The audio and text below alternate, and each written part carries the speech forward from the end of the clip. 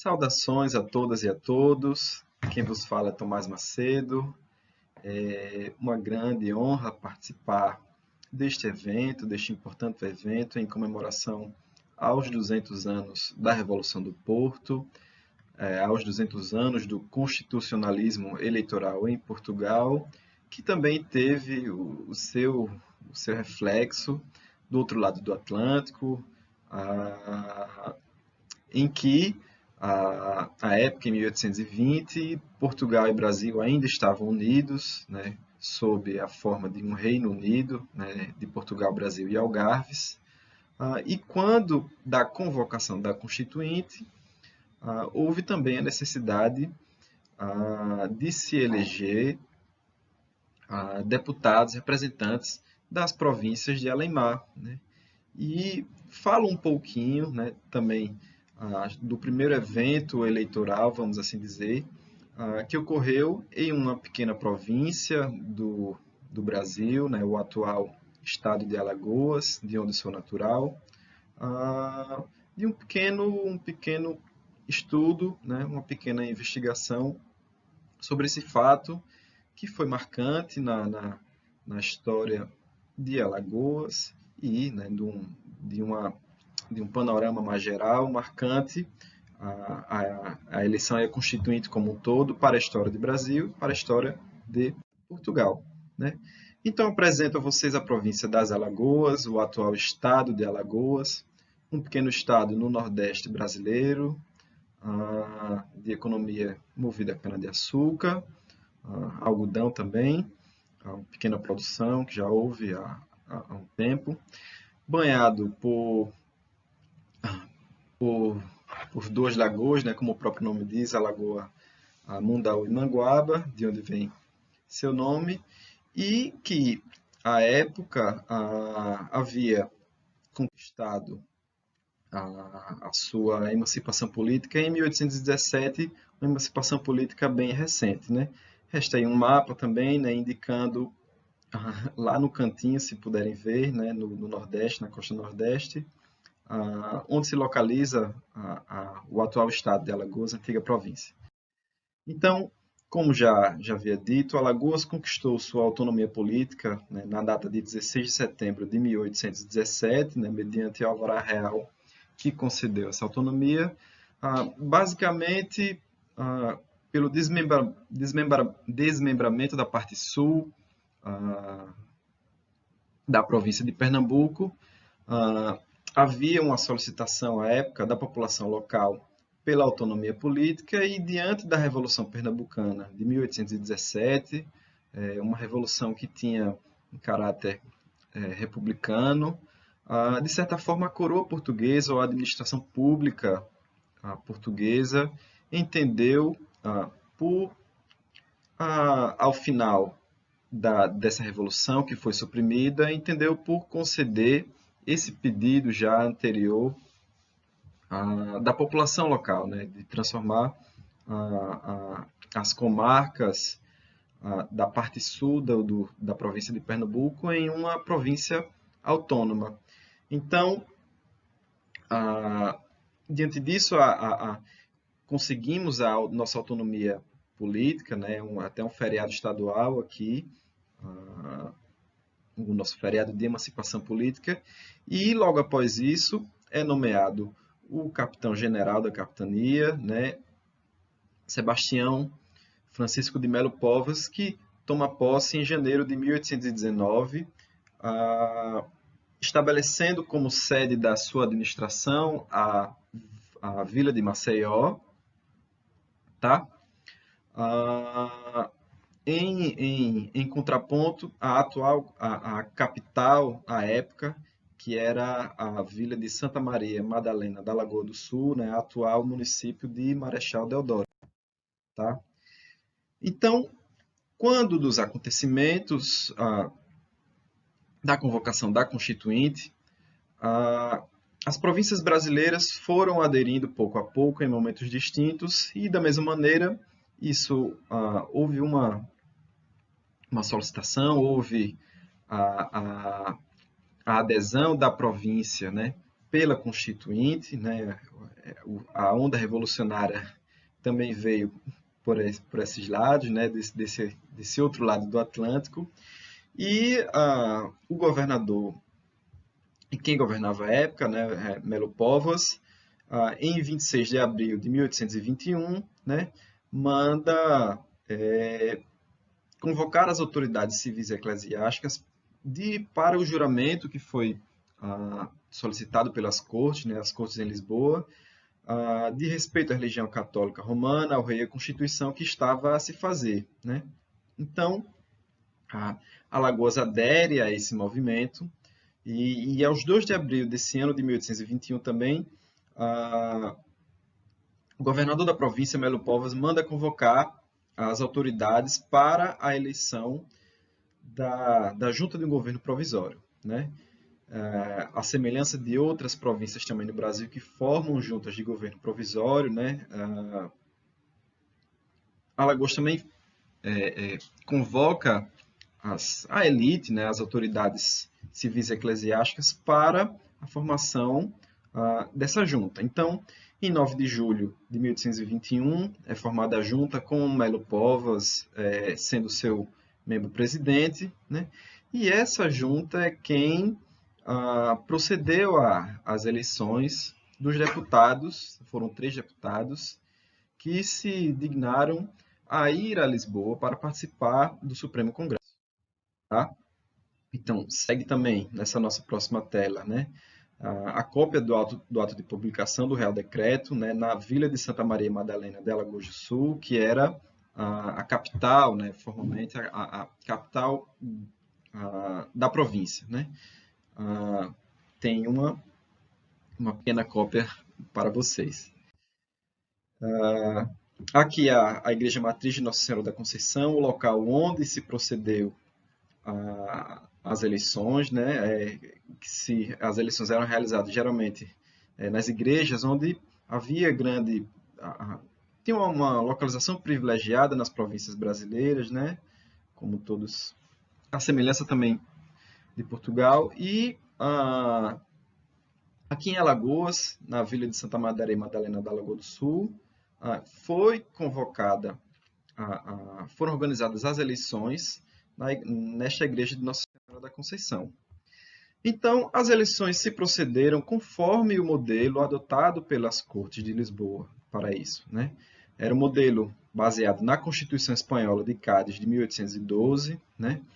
Um modelo também previsto nas bases da Constituição, que foram publicadas pelas Cortes e foram baixadas instruções para a eleição dos deputados, né, segundo o próprio método que foi estabelecido na Constituição de Cádiz, em que há uma certa proporção a cada 30 mil habitantes, conforme o censo realizado no Brasil em 1808, a cada 30 mil habitantes, a província poderia eleger um deputado, fazendo esse ponto de arredondamento quando fosse ultrapassado o número de 15 mil habitantes. Então, se a província tivesse mais de 75 mil habitantes, por exemplo, né, elegeria 3 deputados. Né?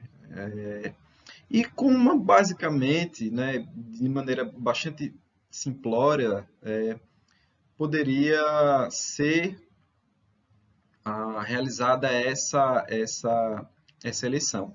Então,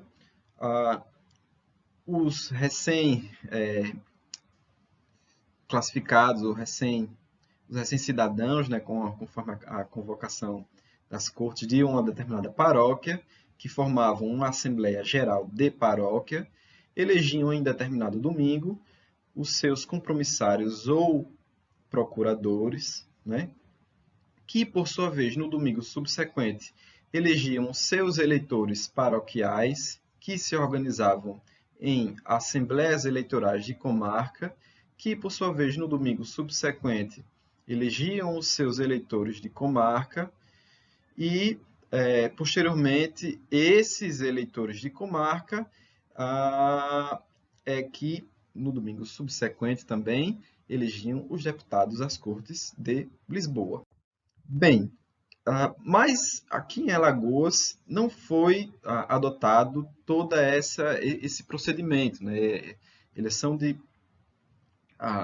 os eleitores paroquiais que elegiam outros representantes ou procuradores, que elegiam outros eleitores e até a seleção final dos deputados às cortes, né? Foi adotado um procedimento eleitoral mais simplificado, mais célere, porque a própria junta governativa provisória, na época, a junta de governo provisória, entendia que o atraso nas eleições realizadas aqui na província das Alagoas, né, poderia dar a entender às cortes que Alagoas não tinha aderido à Constituinte, né, o que não era o fato, né? Havíamos sim aderido à Constituinte, né? Então resolveu-se dentro dessa província pequena, recém-autônoma, com a formação da própria junta de governo provisória, essa mesma junta se autodenominou uma junta eleitoral de comarca que neste mesmo dia elegeu os seus eleitores de comarca, né? Não se esperou, né, o domingo subsequente, no próprio dia, né,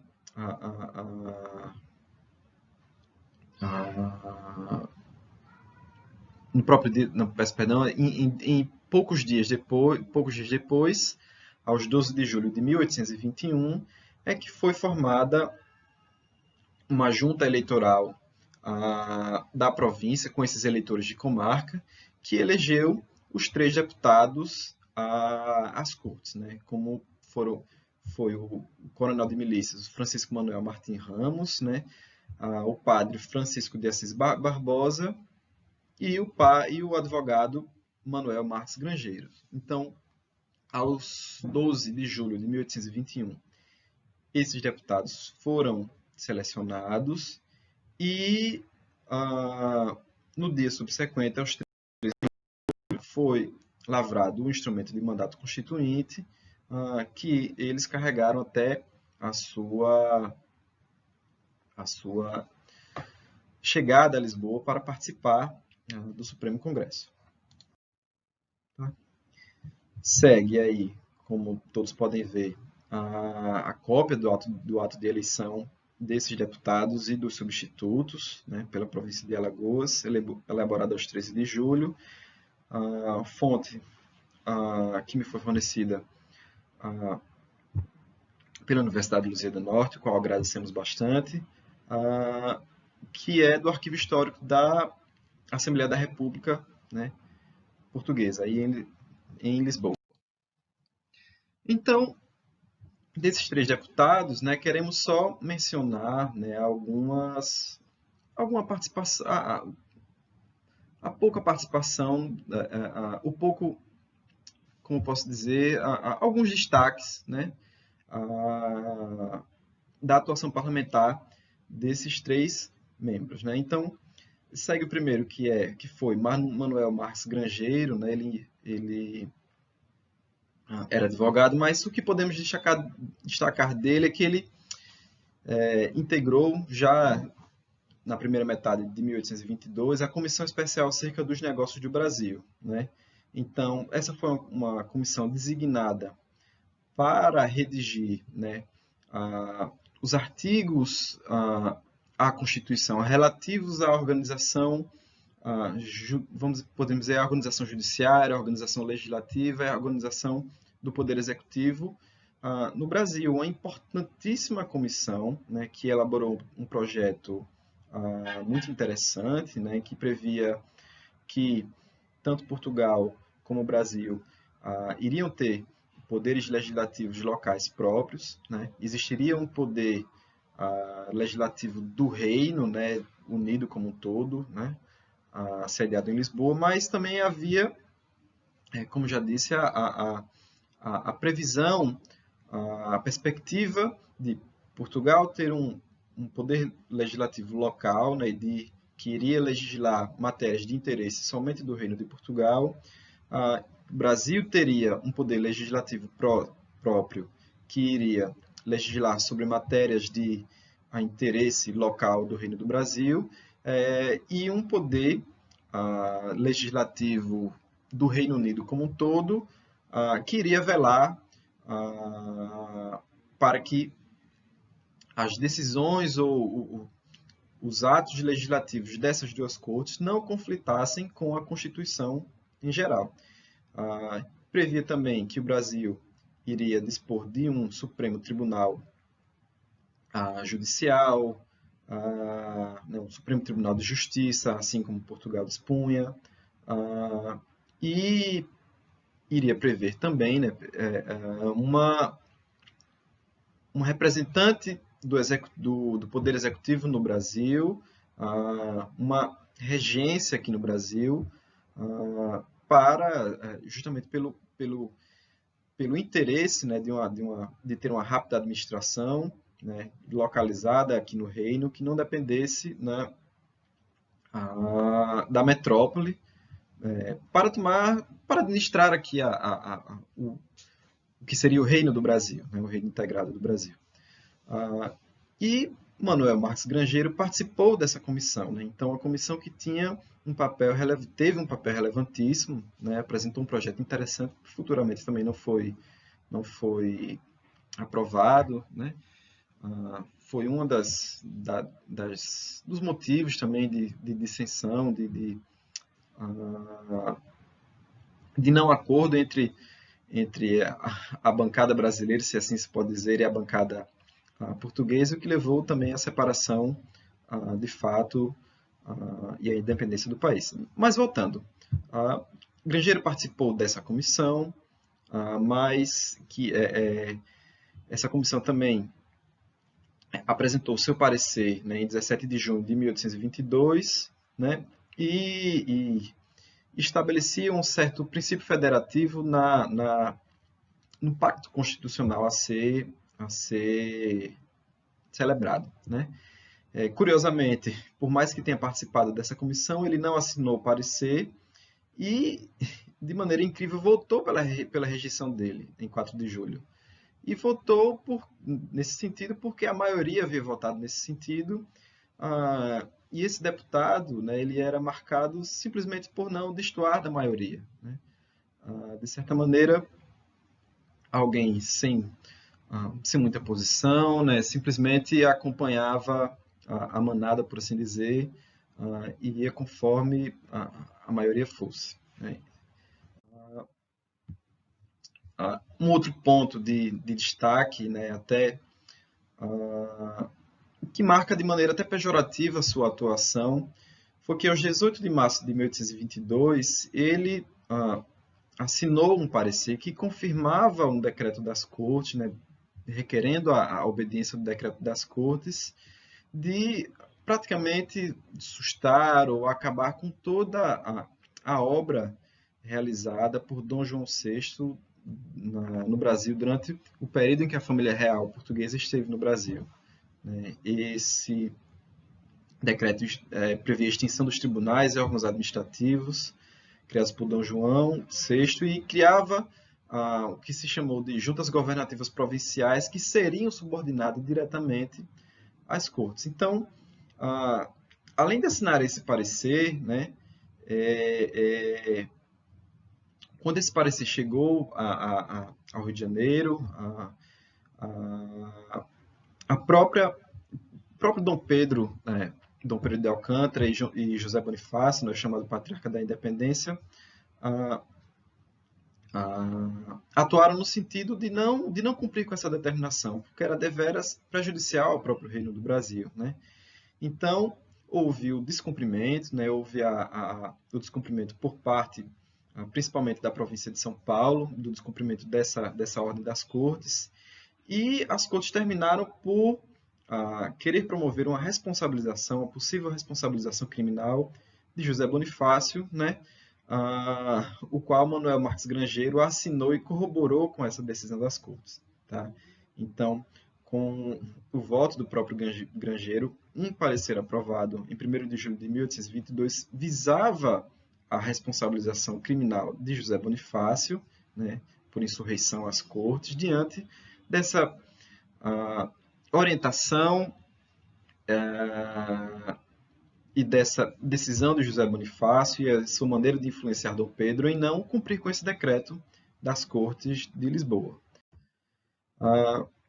Um segundo deputado que a gente pode relatar é Francisco de Assis Barbosa, pároco, teve uma atuação diametralmente oposta a Grangeiro. Então, esse próprio projeto de união federativa, né, apresentado pela Comissão Especial para a Redação dos Artigos Adicionais ao Brasil, Francisco de Assis Barbosa votou favoravelmente ao projeto, embora ele tenha sido rejeitada. Né? E um outro ponto de destaque também é que já em fins da Constituinte, né, já em amplo clima de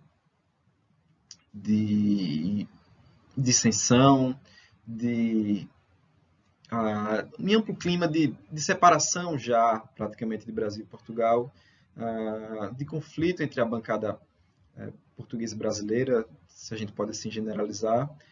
O próprio Francisco de Assis Barbosa, ele, da decisão das Cortes em mandar uma expedição militar para tentar submeter a Bahia, né, a província da Bahia, para, de certa forma, tentar fazer submeter as províncias brasileiras às determinações da Corte, né, a bancada baiana sugeriu, fez um requerimento para sustar essa expedição, o qual Francisco de Assis Barbosa também firmou e fez coro com esses deputados da Bahia. Né.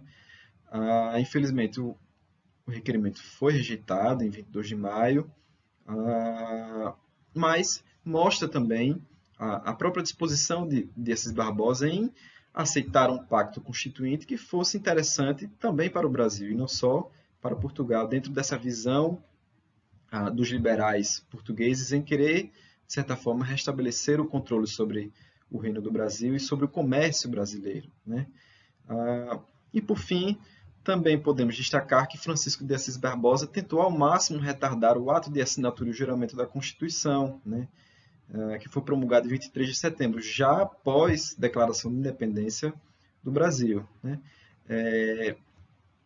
Ele tentou retardar isso por meio de requerimento que relatava que não queria assinar um pacto político que depois viesse a ser rejeitado pela própria província de origem. Que não via sentido nisso, que pretendia aguardar a posição da província em divulgar se a sua fidelidade se daria do lado de Dom Pedro, né, frente à independência, ou se seria diante das cortes, o que sabe-se que foi a fidelidade para o príncipe regente que estava no Rio de Janeiro, né, e que se autodenominou, né, imperador e defensor perpétuo do Brasil. Mas Assis Barbosa terminou por assiná-la, o que foi o dilema também de vários deputados brasileiros, visto que havia um grande clima de hostilidade em Lisboa, já ao final da Constituinte, né, diante das notícias de separação, o que acreditamos que, diferentemente de Grangeiro, que assinou por subserviência, Francisco de Assis Barbosa tem assinado por certo receio de alguma hostilidade. Né? Lembramos que vários deputados brasileiros fugiram de Lisboa, né, com um paquete que foi direcionado a Falmouth, no Reino Unido, e que depois se dirigiu ao Brasil. Né? Alguns deputados tiveram de fugir e havia esse clima de hostilidade, motivo pelo qual acreditamos que Assis Barbosa tenha assinado a Constituição, né, também influenciado por esse clima. Né? De Martins Ramos, né, infelizmente não há nas cortes algum discurso ou alguma atuação mais enfática, né, de participação. Não se sabe muito de suas posições políticas, mas a historiografia, pouca historiografia sobre esse deputado traz elogios de sua performance, né, do seu perfil, da sua pessoa. O que acreditamos também que ele tem assinado a Constituição, ou por convicção, mas também não descartamos a possibilidade também de um certo receio com relação às hostilidades para com os deputados brasileiros à época. Né? E por fim, destacamos que a província de Alagoas, por meio de sua junta governativa, né, aclamou Dom Pedro como soberano, né, e prestou-lhe fidelidade, e que também, infelizmente, diante do grande clima hostil que havia à época, a junta também procedeu à demissão dos funcionários públicos portugueses, né, despachando-os em direção à metrópole. E o que a gente pode destacar também é que foi a primeira província que ostensivamente se mostrou hostil às cortes, né, com essa com essa com essa com essa posição, né? As cortes em resposta, né? Já em carta de lei de janeiro de 1823 declararam Alagoas como uma província rebelde, assim como várias outras também que haviam declarado sua fidelidade a Dom Pedro, né? E sancionaram a província e outras com a privação de sua representação às cortes ordinárias da nação portuguesa, que iriam se instalar em Lisboa, né? Mas finalmente foi uma medida que não teve qualquer efeito prático, né? Não houve qualquer efeito, porque basicamente a Constituição de 1822 já não regulava ou se aplicava ao Reino do Brasil, né? ao recém-declarado Império do Brasil. Né? E o fato de Alagoas não ter representação ou haver sido privada de representação às cortes ordinárias, nada teve efeito, né? E destaca também que a própria Constituição de 1822 também, com o movimento monarquista que se sucedeu, né, foi declarada nula, não aplicável no Reino de Portugal, né, depois vindo a ter sua vigência renovada pelos movimentos constitucionais posteriores. Né? E agradeço a participação, agradeço a atenção e espero ter contribuído um pouquinho, né, para este importante evento. Obrigado a todos e até uma próxima vez, se Deus quiser.